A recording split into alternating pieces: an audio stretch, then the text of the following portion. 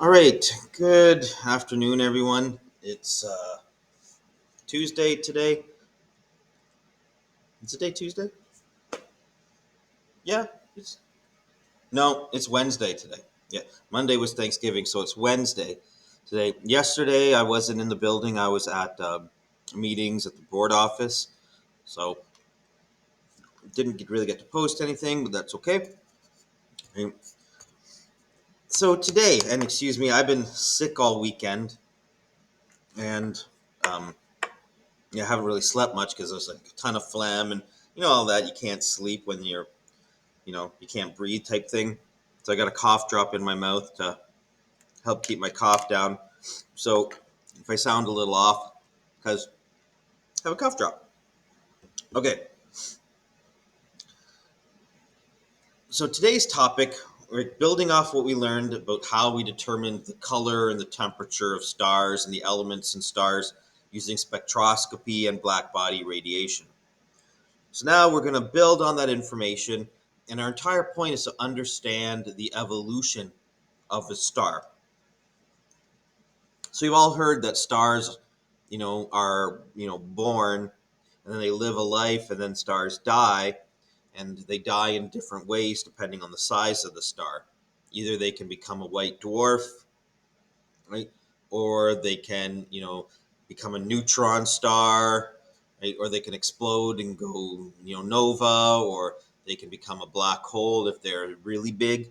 But we're going to talk about all that. This is going to take this topic is probably going to take the rest of the week to cover. At the end, when we're done, there's going to be one assessment on this, right, where I'm going to ask you to submit a video. Right, so you're just going to use the video record tool, right, and you're going to just explain to me, right, the evolution of a star. So you are expected to learn this material, to understand it. If you have questions, please ask. Okay, and let me hide this. So we're going to talk about the Hertzsprung-Russell diagram. If you watch the Seven Ages of Starlight, they talked about the Hertzsprung-Russell diagram. We're going to talk about some more, and then we're going to talk about how stars form.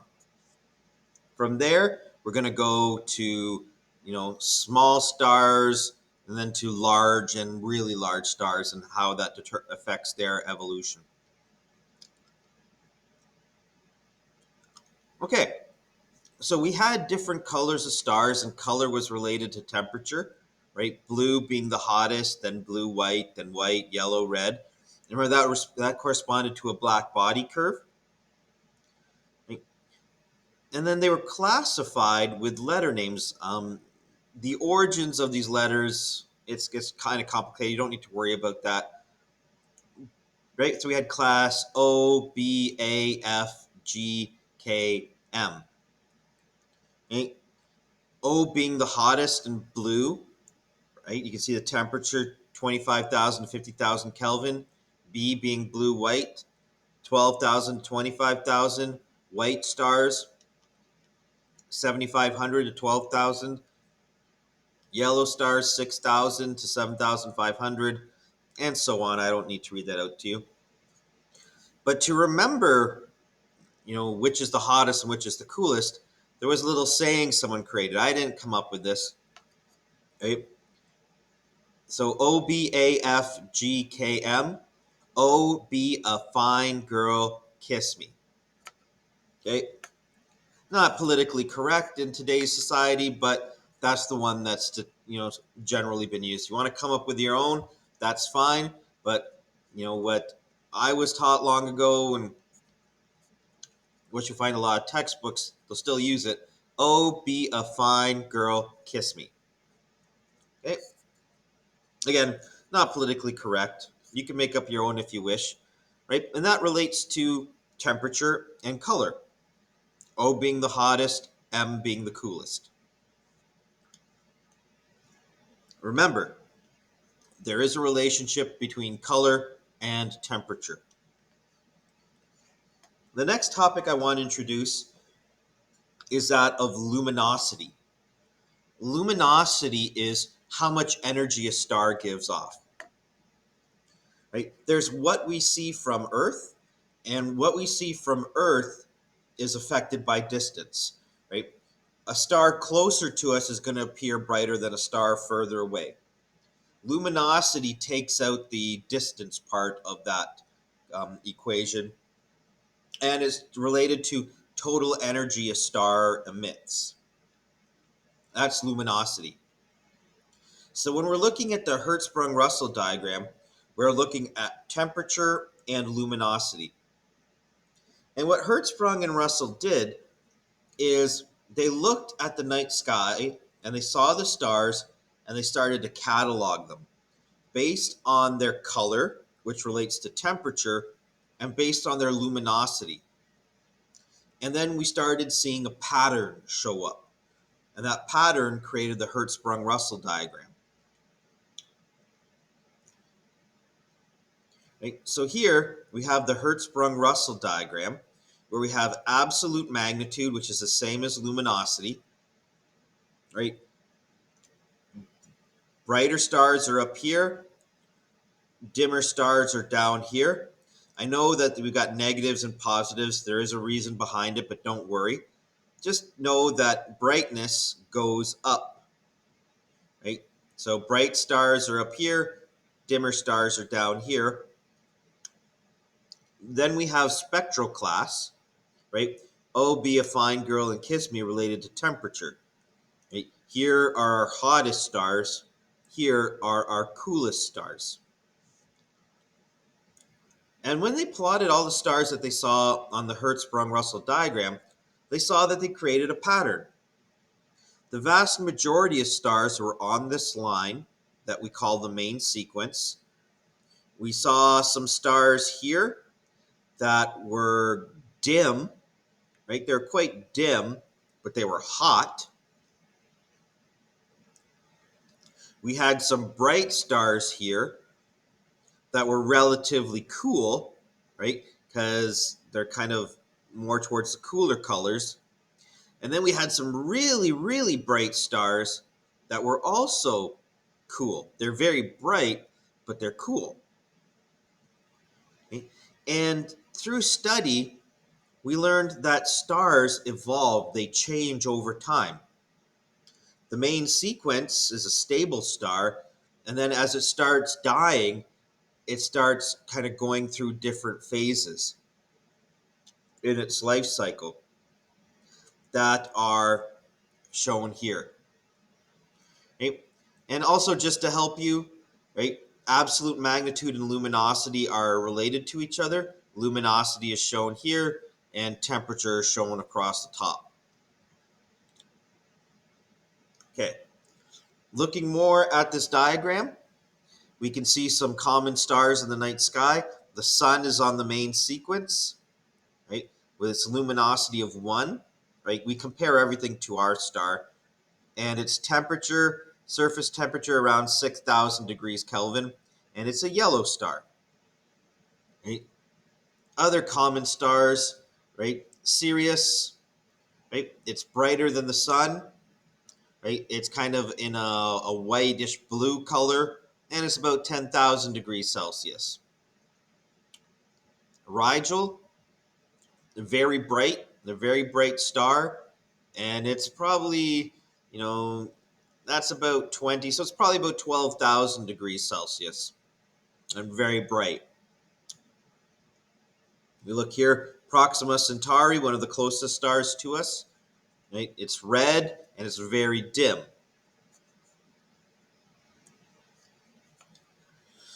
So this diagram is just going to kind of talk us through and help us read a Hertzsprung-Russell diagram. Here we're looking at hot white stars. Right, so we're looking at Rigel, Deneb, Sirius, and Procyon b. Right? So they're hot, right? They're within this range of about 8,000 to 11,000 degrees Kelvin.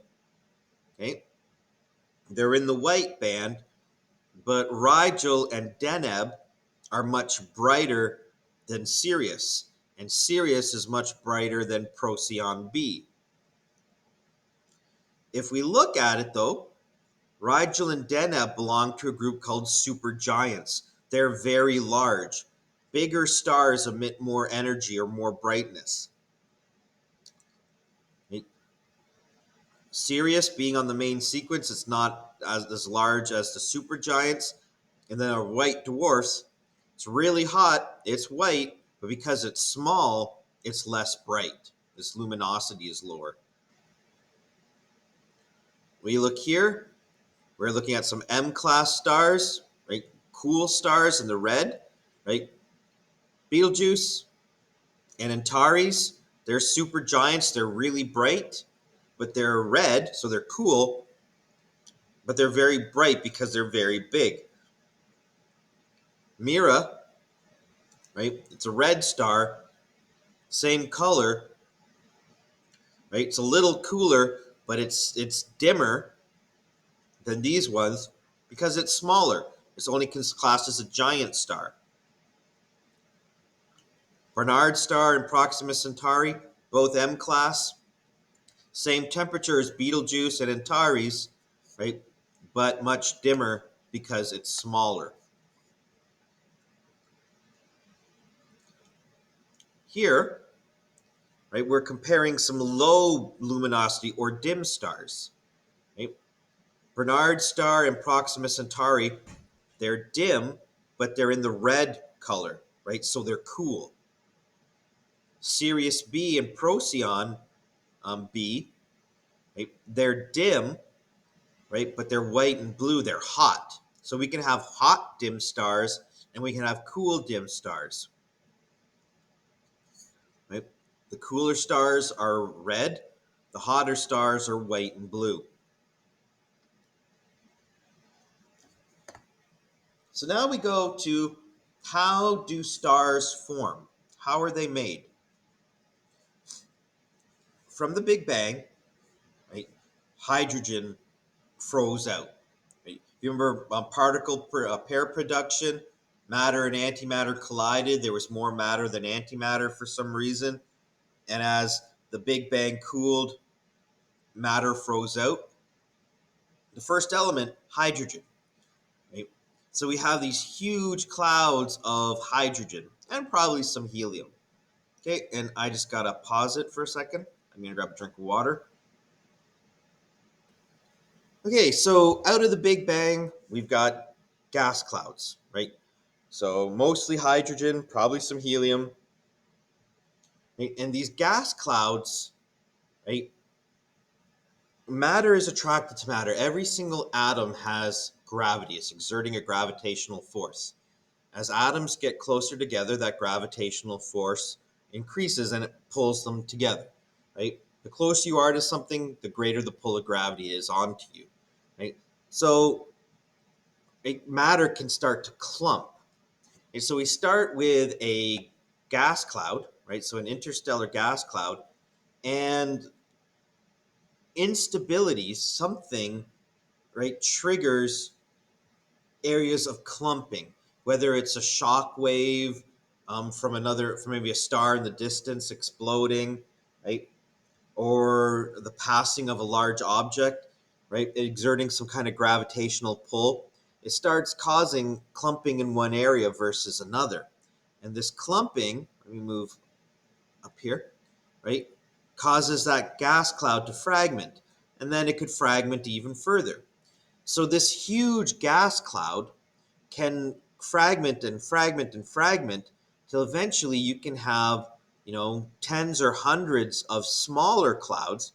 Now, when I say smaller, they're still enormous, like they're bigger than our solar system. But you can have these smaller clouds from an original supermassive cloud, right? And gravity within them can start to pull hydrogen together, right? And if you have two hydrogen atoms that are, stuck together by gravity, their gravitational pull is greater than the ones around it that are by themselves. So it'll slowly pull those in. And as it accumulates more mass, its gravity gets stronger and stronger, starts pulling in more and more and more and more. Okay? As it starts pulling in more and more and more matter, right, it starts to spin, right? And as it starts contracting the gas cloud, it starts to spin faster and faster. Think of a figure skater, right? When a figure skater is starting to spin and the arms are out wide, the spin is slow. When the figure skater pulls their arms into their chest, the acceleration or the speed at which they rotate speeds up. So the same thing starts to happen, right? These particles, these atoms get pulled in, and we see a spin start to form. And as more matter gets concentrated towards the center, it starts to spin faster and faster and faster. So now you've got this big cloud that's spinning, and it's spinning faster at the center, and it's contracting over, millions of years. Now I want you to imagine um, a big a big ball of dough. If someone at the pizzeria, right, and they're hand tossing the pizza dough, right, they toss it up and they spin it, and it spins into a flat disc. The same thing will happen to this gas cloud, right? As it pulls in more matter and starts to spin faster and faster, the cloud around it will start to flatten out into a disc. So let's keep talking here. So I kind of jumped ahead a bit, so I apologize, just bear with me. So the cloud fragment heats up as it shrinks, so there's more friction, there's more pressure generating heat, and the center will eventually become hot enough for nuclear fusion. Nuclear fusion is what powers a star.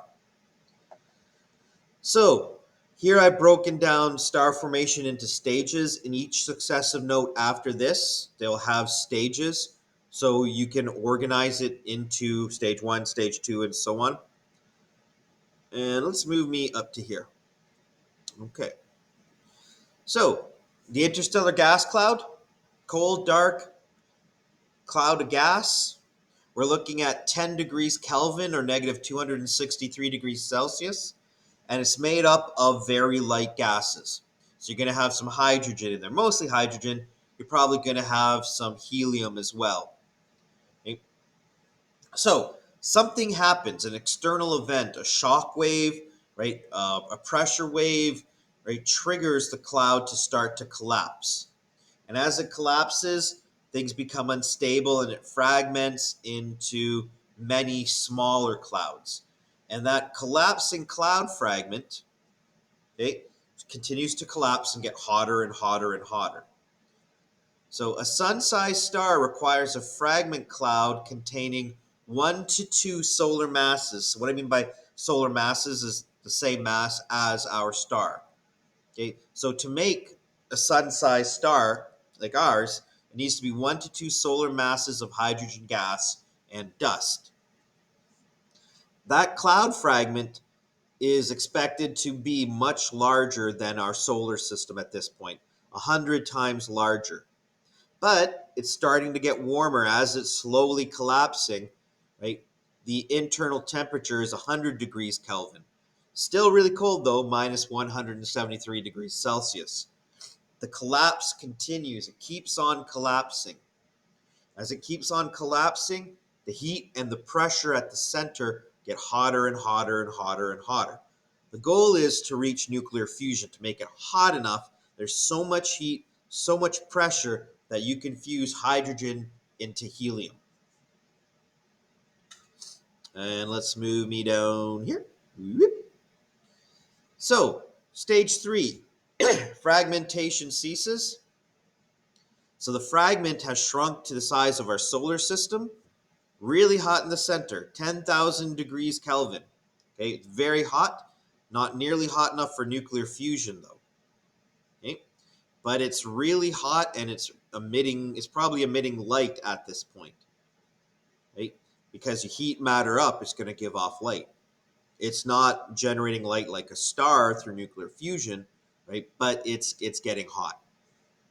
Okay? So the edges of the cloud, cold and transparent. So, and remember, this is starting to form a disk. And as gravity starts to pull gases into the center, that center is starting to heat up. We call that the protostar. It's not a star yet. Nuclear fusion hasn't started, right? But it's starting to get hot. Okay. So as the fragment contracts, the protostar spins faster and faster. Right? We call that the conservation of angular momentum. Just like the figure skater, arms out, she pulls them in, she starts spinning faster and faster. And that spinning creates the protostellar disk. Right? Stellar meaning star, so the protostellar, so the early star disk. So this disk, right, that can develop into planets. Okay, and I'll show you. I'll post a video. It'll be at the beginning. It's using that YouTube link. I just pointed at the screen. You can't see that. It's with this YouTube link here. It will show you a protostar. Let me see if I can pull up an image. Give me a second here.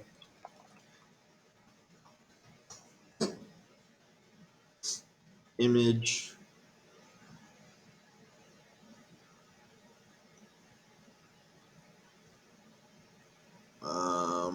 Open in a new tab.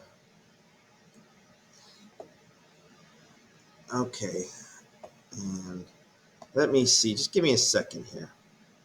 Just gonna pause it.